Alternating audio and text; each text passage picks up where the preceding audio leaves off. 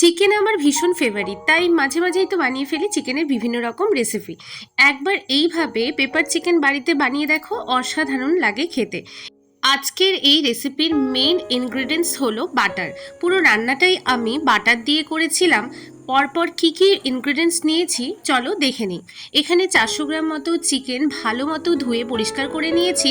তাতে 1 চা চামচ মতো নুন, ভিনিগার, 1 চা চামচ মতো আদা রসুন বাটা, 1 চা চামচ মতো গোলমরিচের গুঁড়ো দিয়ে ভালো করে মেখে নিয়ে 1 ঘন্টা রেস্টে রেখে দেবো।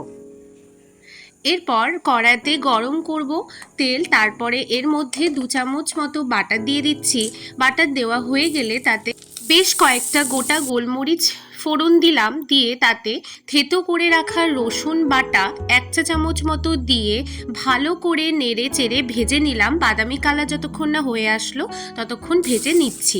এরপরে ম্যারিনেট করা মাংসটা দিয়ে দিলাম।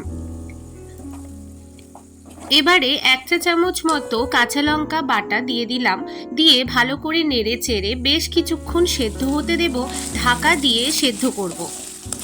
ভালো মতো সেদ্ধ হয়ে গেলে আবারও নাড়াচাড়া করে বেশ অল্প পরিমাণে গরম জল দিয়ে দিচ্ছি। গরম জলের সাথে মাংসটাকে ভালো করে নেড়ে চেড়ে নেব।